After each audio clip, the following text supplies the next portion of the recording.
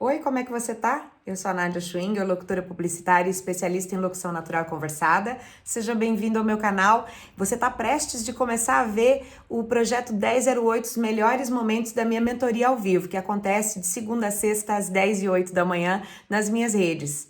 Eu sou locutora publicitária especialista em locução natural e conversada. Eu ajudo pessoas e marcas a começarem, se conectarem e venderem mais com a voz. E se você quer participar de um grupo no Telegram, um canal no Telegram, onde eu compartilho insights diariamente, acessa aqui na descrição desse vídeo, tem um link para o Novas Vozes. É um canal exclusivo, onde eu compartilho insights inéditos e algumas coisas que eu tiro do projeto 1008 para vocês com exclusividade. Então, clica aqui embaixo e participa do Novas Vozes. E agora, fica com os melhores momentos do 1008. Bora! Já fiz algumas coisas assim, alguns trabalhos, né? Sempre fiz alguma coisinha ou outra. Agora que eu tenho entrado com um ritmo diferente, mais empenhado, com foco maior nisso, me aperfeiçoando em tudo que eu preciso, enfim. Mas o que eu sempre detectei, que sempre me incomodou, foi uma silabância na voz, um S um pouco mais excessivo que eu tenho, esse si, não é? Independente de estar usando aparelho hoje, não é? Muito antes disso, independente do microfone, do condensador que eu usava, eu pensava que era o microfone. Aí, beleza, vou comprar um microfone melhor e isso vai resolver. Aí quando eu vi que isso não resolveu, eu falei, pronto, não é microfone. E aí, meu Deus, o que que é isso? Aí usa plugin para poder reduzir o de-esser e tudo mais. E aí ficava esquisito, a voz perdia o brilho e tudo mais. E aí eu falei, meu Deus, não é o caminho, não é por aí também. E o que mais eu vou fazer? Mexe na equalização e vai ajustando, e mexe daqui, mexe dali. E ainda não ficava igual, não ficava na qualidade que eu queria, olhava aí as outras locuções e tal, e, poxa, ficava diferente. Me incomodava, sempre incomodou. Comecei a ver dentro do curso que isso está mais ligado à fisiologia, à anatomia, a essas questões. E aí eu comecei a entender que eu preciso estar trabalhando mais, preciso estar equilibrando, dosando melhor a saída de ar, essa articulação da boca, essa coisa toda. E nisso eu te pergunto, tem um exercício mais específico só para esse probleminha de silabância, desses Szinhos que sobram? Eu já É tenho mantido distância. sibilância. Sibilância, perdão. Sibilância. Eu já li É, silabância em algum lugar e aí fiquei com isso é. na cabeça. Tem exercícios específicos, sim. Tem muita coisa que você pode fazer. Mas eu não sou fono. Então, assim, eu não tenho como te falar, olha, esse exercício aqui é o ideal para o teu problema. Por quê? Porque cada pessoa vai ter um problema de sibilância.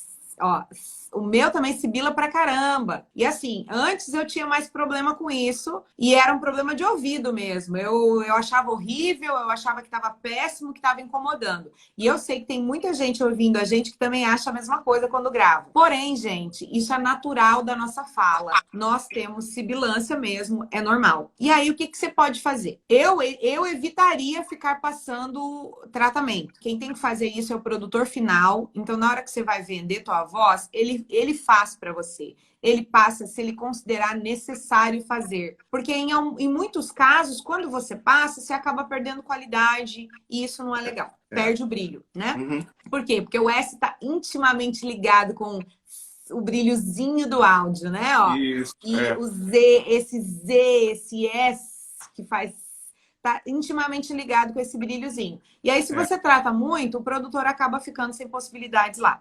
Tá. Então, Uhum. a minha dica para você é buscar uma fonoaudióloga. Nós temos fonoaudiólogas hoje atendendo online, com diagnóstico online, que ela pode ouvir uma locução tua, ou ver você fazendo a locução, e ela já vai te dizer, olha, você está aproximando a língua demais perto do dente. Você está fechando demais a boca na hora de falar o S, porque cada um vai ser um problema. Pode ser que o Uhum. seu problema seja a sua língua. Pode ser que o seu problema seja o seu dente. Pode ser que o seu problema seja a sua caixa toda de ressonância. E aí talvez você tenha que abrir mais a boca. Então a gente não sabe te dar um diagnóstico se você não falar com uma profissional habilitada. Tem Luísa Catoira, que é fantástica. No nosso grupo tem a Lidiane, que está fazendo atendimento para vários colegas, inclusive com Legal. descontos e tudo mais. Então, assim, Uhum. não custa você chamar no direct e falar: oi, fulana, a Nádia me recomendou você. E aí, eu tô com um problema de S muito marcado e eu queria saber se você me fizer uma avaliação, tem como trabalhar isso. já troca uma ideia, sem antes fazer a consulta. Pergunta. Porque ela vai te dizer, olha, tem como melhorar. Ou ela vai te dizer, olha, não tem jeito, entendeu? Ela já vai te falar. Eu acredito que seja uma coisa para fono. Se você fizer algumas terapias, já vai resolver o teu problema. Entendi. Você falando esses detalhes, até me clareia aqui algumas coisinhas mesmo. Primeiro de tudo, eu fiquei assim, querendo afastar, manter um palmo, talvez um pouquinho mais de um palmo do microfone condensador. Eu pensava, seguindo as dicas, né, o pessoal falava, não, só afasta um pouquinho do microfone que isso já vai resolver. Não põe o microfone tão assim na frente da boca, põe mais para baixo, não sei o quê. Eu falei, cara, mas isso tudo não faz muita diferença. Aí Pro S, não. eu mandava algumas gravações para escutarem, né, e tal. Aí ele falou, olha, tem um pouquinho de S e tal, mas olha só, ouve essas outras gravações. Também tem, né? Eu falei, tá, mas a minha tem mais, a minha sobra demais. E eu ficava incomodado com a minha. Eu ouvi o S que você falou, que é normal, o brilhozinho e tal. De todo mundo tem, mas eu ficava incomodado pela minha gravação.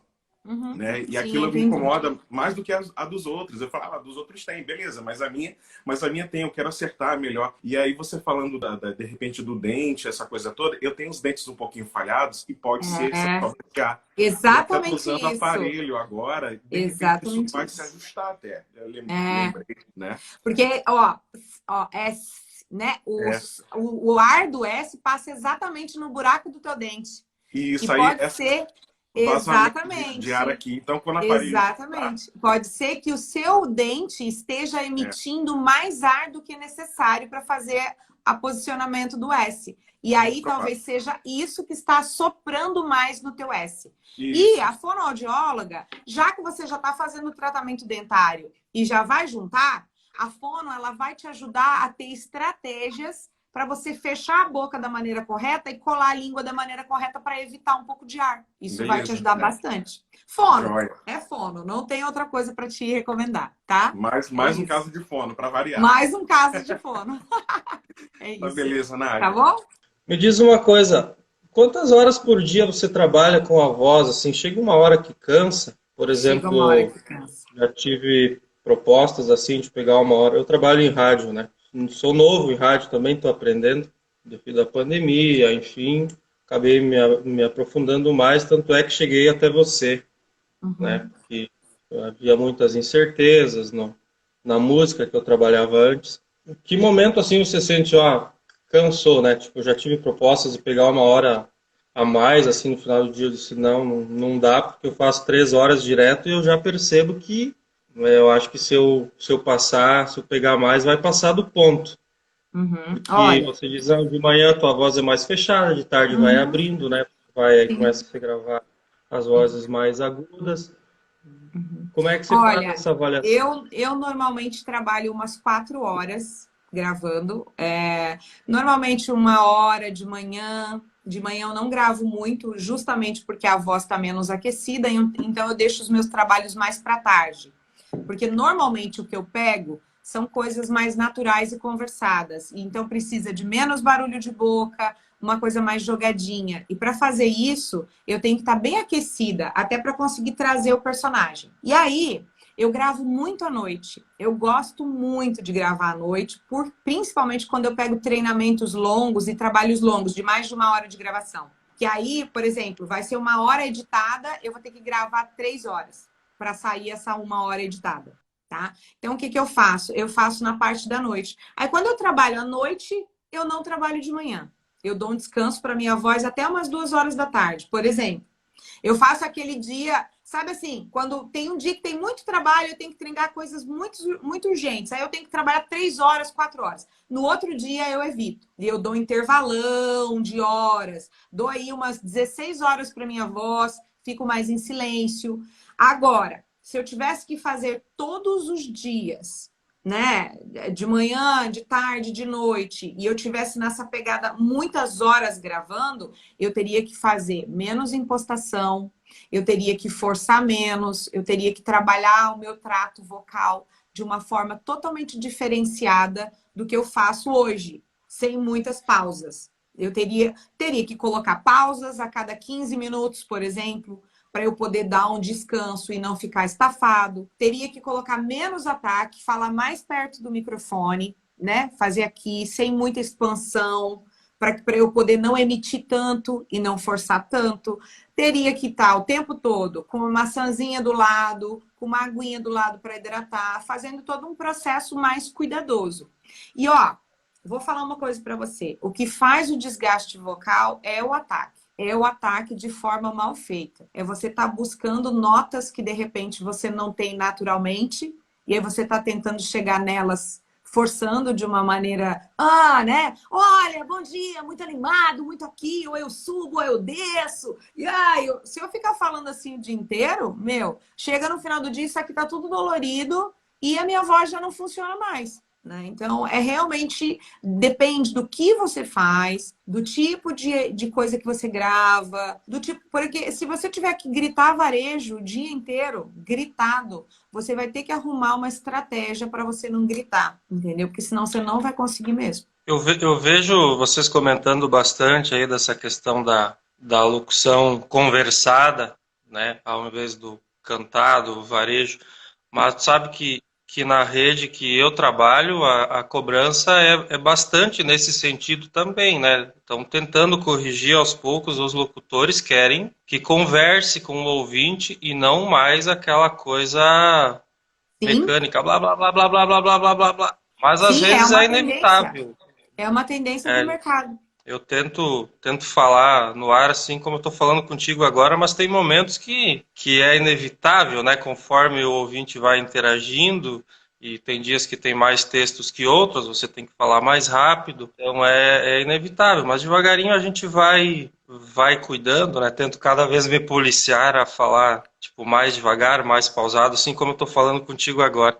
Uhum. Em que momento tu acha que essa locução dinâmica, rápida, ela ainda é válida, por exemplo, da forma como o pessoal faz anúncios de festas, que eu vejo a moto passando aqui na rua com propaganda de supermercado, ainda é válido esse tipo de locução cantado? Vem aí! Olha, 9,99. Né? Eu não posso dizer que não é. Sabe por quê? Porque nós temos vários tipos de público. Então, quando eu falo, por exemplo, do meu pai, eu estou falando de um cara que gosta de locução impostada. Quando eu falo da minha mãe, eu estou falando de uma senhora que gosta da locução mais rápida porque ela não dá conta de escutar quando passa logo. Então, ela quer escutar toda a informação de forma concisa para que ela consiga escutar, porque ela já está surda. Então, nós temos aí vários tipos de público.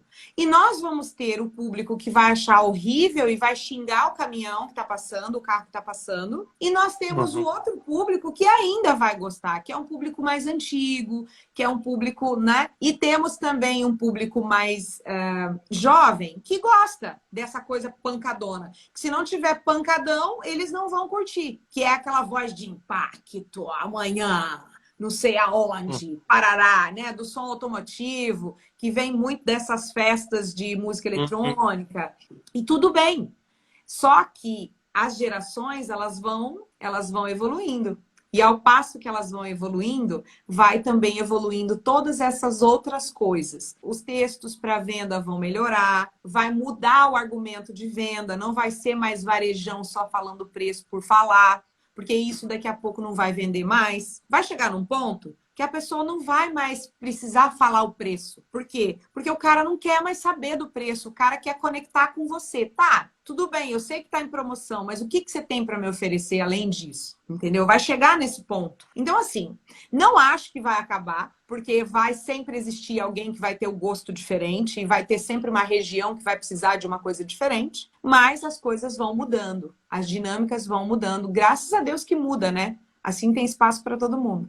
Outra coisa que eu estive observando ontem, por exemplo, quando a gente fala locução natural, conversada, eu imagino isso que a gente está fazendo aqui agora, né? Por outro lado, eu vejo os teus vídeos, eu associo assim, não é uma locução, a mim remete assim, sabe aquelas locutoras da madrugada de programa de rádio romântico, assim?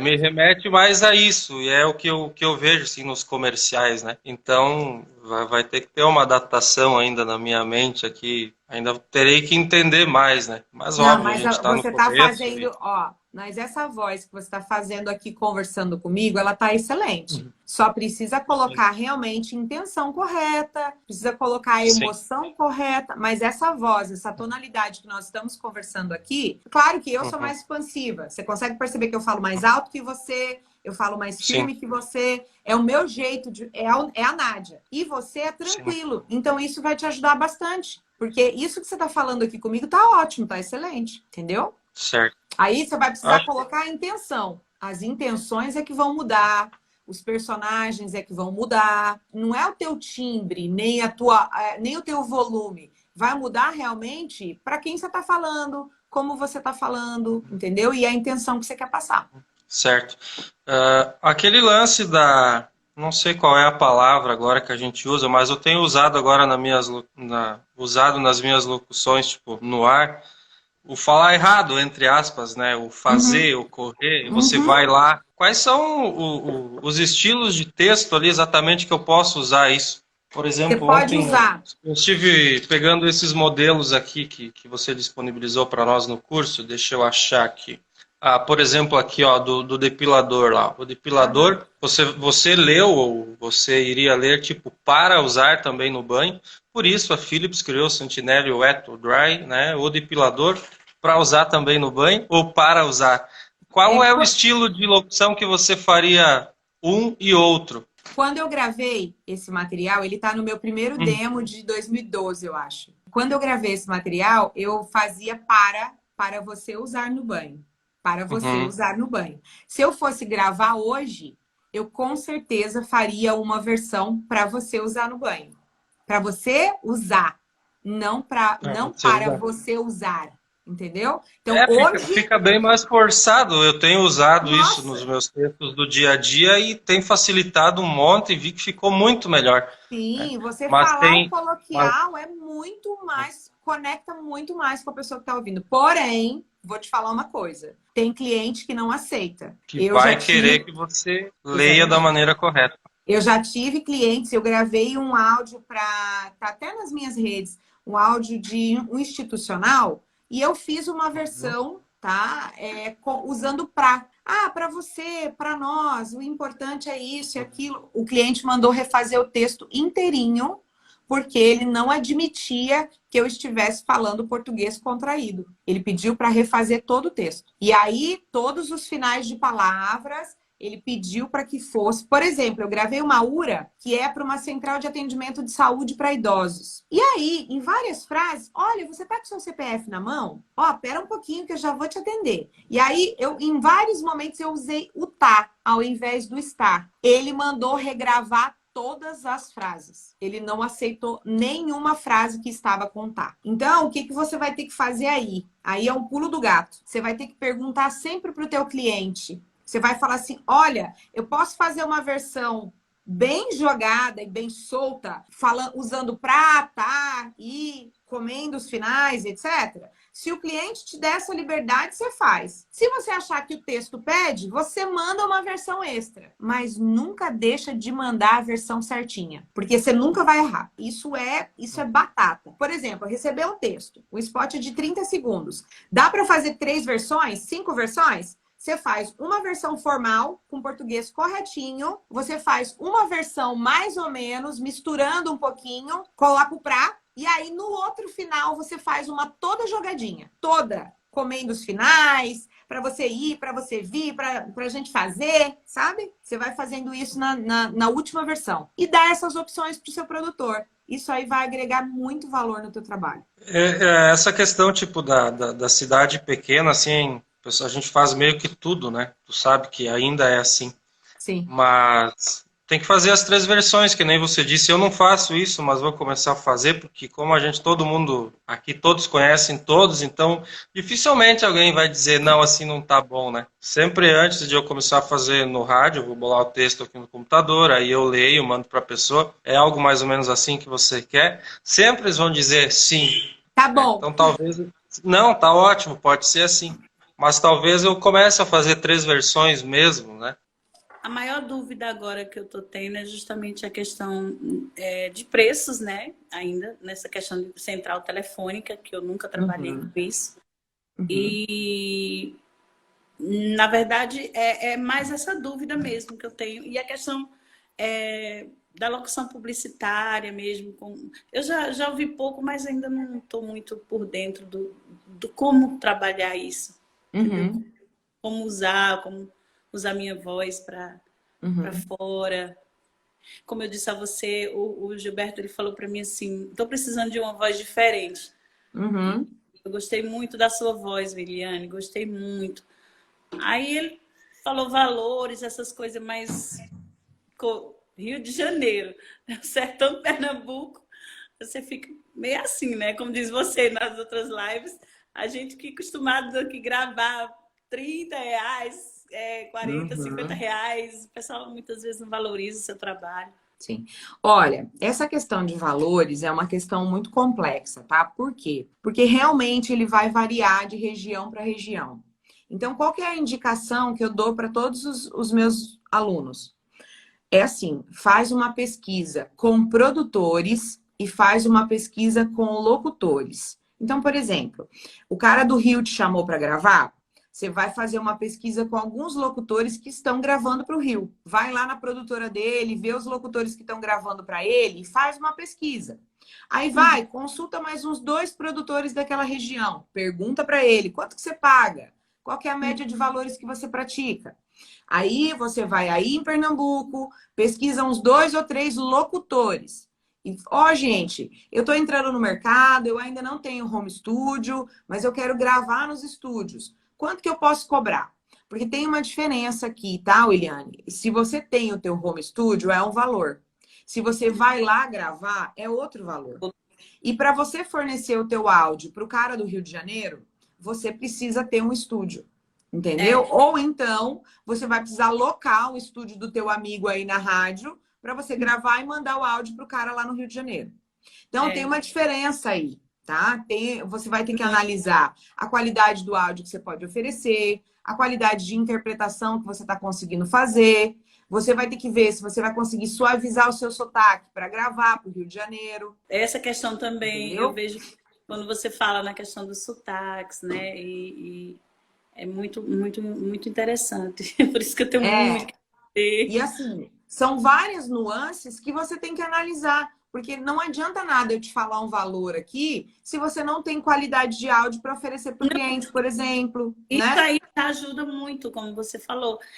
Varia muito de região para região. Eu vi você falando outro dia justamente sobre essa questão, né? A questão que de lugar para lugar varia muito. E realmente, hoje já eu acho aqui em Petrolina que as pessoas até valorizam até mais um pouco do que na minha cidade. Sim, então, assim, com certeza. E aqui eu já estou conseguindo fazer mais trabalhos também do que lá. Porém, eu ainda não sou conhecida aqui. Uhum. Mas isso aí é só uma questão de você ter alguns materiais gravados e começar a divulgar teu trabalho, começar a divulgar nas redes, começar a fazer um trabalho de divulgação do que você está gravando, que já começa a entrar trabalhos locais também. É engraçado que ontem o meu colega, eu estava gravando no estúdio e ele falou, deixa eu gravar você. Eu disse, não, ele não deixa eu gravar para me colocar lá no Instagram. E foi bem legal. Ele disse, poxa, eu fui dormir e já tinha 30 e poucas pessoas curtindo. Eu digo, viu só? É isso aí. A divulgação nesse processo é muito importante, porque as pessoas precisam saber que você está gravando. Então, isso é muito importante para você conseguir novos clientes. Às vezes, pela questão do drive, é a dúvida que eu tenho. Às vezes, ele dá uma coisinha assim, vamos supor que eu estou falando... Então, lá você vai conhecer os produtos mais legais da região. É errado eu dar esse sentimento? Isso, até que ponto esse cacuete, essa maniazinha de falar super legal de você conhecer esse drive, até que ponto ele é inadequado? Não tem problema nenhum você fazer. Porém, para uma locução mais natural, você não pode fazer. Ai, olha, vem, essa coisinha na voz. Ai, os produtos mais legais. Não, é uma coisa assim, que para o varejo é legal, combina, fica bom, fica. Mas você vai ver hoje na mídia nacional que o varejo não pede mais isso. Esse exagero, ele chega a ser inadequado. Mas eu compreendo que o cliente do interior, ele quer isso. Por quê? porque ele está acostumado a ouvir isso. Então, depende muito do lugar para onde vai o teu material. Se você vai gravar uma coisa nacional, menos. Se você vai gravar uma coisa local, pode colocar. Entendeu? Então, é uma análise assim. Você vai ter que dar a opção para o cliente. Você faz uma opção com menos drive e uma opção com mais drive. Sempre assim. E é bom ter essa variação, porque daí o produtor tem opções. Confunde com a interpretação, às vezes a interpretação demais, a gente exagera, porque eu sou exagerada na vida real, e aí a gente já coloca muita emoção, né? Então, sim, e fica over, né? Tem algumas coisas que pedem, e tudo bem, mas se você quer um alcance mais nacional, se você quer uma coisa mais que vai veicular em outros lugares, o ideal é menos. É tirar um pouco, tá? Exagerar menos. Nádia, eu comecei a seguir você nessa quarentena, porque nessa quarentena eu tive uma ideia de fazer podcasts. Oh, que legal. Sobre beleza, né? Eu não tinha gravado nada, nunca tinha feito nada, só que surgiu em mim essa vontade de fazer isso, né? E aí eu queria saber como eu posso monetizar os podcasts que eu faço. Bom, os podcasts, eles no Brasil, eles são novidade, tá? Porque nos Estados Unidos eles já são muito divulgados, na Inglaterra também, em outros países as pessoas ouvem muito podcast. Já no Brasil, ele é uma coisa que está começando. Então, existem algumas maneiras de você fazer. Você pode ganhar pela exposição e pelo quanto as pessoas vão ouvir. Se não me engano, isso você negocia na plataforma onde você pôs o podcast. Existe lá tem uma quantidade de views que você precisa ter para você começar a monetizar. Mas isso é uma coisa mínima. Porque é a mesma coisa do estilo do YouTube, né? Depois de tantos views que o seu canal tem, seguidores e tal, aí você começa a monetizar. Então, isso é uma coisa que demora mais para acontecer. Mas, no Brasil, tem acontecido muito patrocínios mesmo, como acontecia na rádio. E como acontece nas rádios pequenas. De você buscar um parceiro, por exemplo, meu podcast é de beleza, então eu vou buscar uma parceria com um produto que eu vendo aqui no meu salão, por exemplo. Uma Lanza. Qual que é o vendedor da Lanza? Será que ele tem interesse de patrocinar? Vamos conversar com ele. E aí, o que você vai ter que fazer? Você vai ter que fazer um projetinho, você vai ter que ter quantidade de visualização, você vai ter que ter quantas pessoas seguem o teu podcast, qual é o retorno que isso pode dar, né, de visibilidade para a marca e fazer uma proposta para que o cara entre com você no patrocínio. Vai funcionar basicamente do mesmo jeito que funciona nas rádios do interior e nas rádios maiores. Você vai buscar um patrocinador e uma marca que você vai citar, ou você vai fazer uma vinhetinha para passar no podcast, ou você vai falar e fazer um merchan no podcast. Olha, gente, eu utilizo o produto tal, que é muito bom pro frizz. E não sei o que, não sei o que. Daí você fala a marca, fala o nome e tudo mais. Entendeu? E aí, o que acontece aqui? Vai acontecer que a marca que provavelmente você vai buscar para entrar, ela vai querer resultado. Aí você vai ter que mostrar uma rede social com muitos seguidores. Você vai ter que ter uma presença online muito grande. Você vai ter que ter um retorno para a marca em ouvintes grande para ele poder te patrocinar. Então, a base é que tem que ser trabalhada. A base da audiência, entendeu? Para você conseguir monetizar. E olha, eu ainda acho que pode existir outras formas que você pode criar. Você pode achar parceiros para fazer o podcast com você. Por exemplo, você não precisa fazer sozinha. Você pode chamar um cabeleireiro que representa uma marca X para ser um entrevistado. E aí vocês fazem um bate-bola ali. Pode ser uma parceria, que também é legal pra caramba. Mas aí, de todo jeito, vai envolver um projetinho de captação de recursos, um projetinho falando para aquela marca que o podcast está crescendo, que é importante trazer esse tipo de informação, que vai ser relevante para o público, que vai ser divulgado no Instagram, no YouTube, em outros canais também, porque, né, a plataforma de podcast, ela consegue distribuir em todos os canais. Você consegue colocar ele na plataforma de podcast e também nas plataformas de streaming de YouTube, de Instagram. Eu, pelo menos, coloco o meu em todos os canais, quando eu vou publicar. Aí, o que eu faço? O podcast vira vídeo também. Eu coloco ele em formato de vídeo também, que é para a pessoa poder ver no YouTube se ela quiser. E aí você vai ter que explorar todas as suas frentes para você conseguir ter audiência e conseguir que alguém se interesse pelo teu horário, né? Pelo teu podcast. A mágica do podcast, o que que é? É que a pessoa pode ouvir na hora que ela quer. Então, assim, isso é mágico. Você não tem que estar parado na frente do rádio. Você não tem que estar esperando a hora que vai entrar o programa X. Você não tem que parar a tua vida. Então, a mágica do podcast é fantástico, né? Por quê? Porque a pessoa vai estar consumindo o teu produto na hora que ela quer. Tipo, na hora que ela tá bem, ela tá de bom humor, ela tá feliz. Então, ela vai ouvir aquele anúncio no momento que ela tá querendo, sabe? Então, isso é muito legal. Para as marcas, isso é muito bom. Porque quer dizer que a pessoa realmente está querendo consumir aquele conteúdo. Em relação a mostrar em plataforma de streaming, você acha que audiobook também dá para fazer isso? Olha, eu acredito que dá. Porém, o audiobook, eu penso que tem que ser negociado com a gráfica, com a gráfica, desculpa, errei, com a editora. Eu acredito que tem que ser uma negociação feita com a editora, uma negociação feita com o produtor daquele audiolivro ou com o escritor do audiolivro, para que seja uma coisa realmente pertinente, sabe? Porque você pode vender, você pode colocar na plataforma, mas eu não sei se isso é legal, eu não sei se pode de verdade. Ah, sim, essa é a minha dúvida. Sem autorização. Então, é uma dúvida que eu também tenho, inclusive, se pode sem autorização do autor, né? Então, tudo isso tem que ser feito de forma legal. Porque eu sei que no YouTube tem um monte de livro lá que as pessoas gravam e colocam lá. E tudo bem, mas isso você faz com um livro gringo, por exemplo, que você pegou uma tradução e você fez e ninguém tá sabendo que você fez. E é gratuito. Ok. Mas e aí, a partir do momento que tá num canal e aquele canal tá monetizando com isso? Então, isso tudo tem que ser visto com a editora, com o cara que publicou, com o autor do livro, acredito eu. E aí eu queria saber, na sua opinião, assim, porque eu ainda não entrei no seu curso, achei muito legal. Na próxima vez que abrir, eu acho que eu tenho quase certeza que eu vou entrar.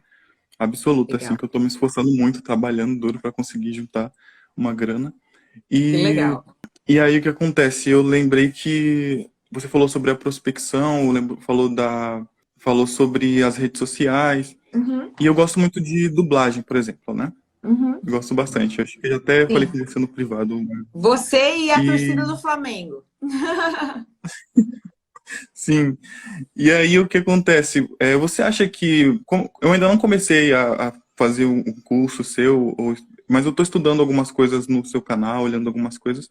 Você acha que eu deveria começar a fazer as minhas redes sociais para deixar pronta para quando eu tiver alguma... Para depois que eu for começar a fazer mesmo, entrar de cabeça, já tá algumas coisas organizadas, porque eu também sou web designer, faço site, né?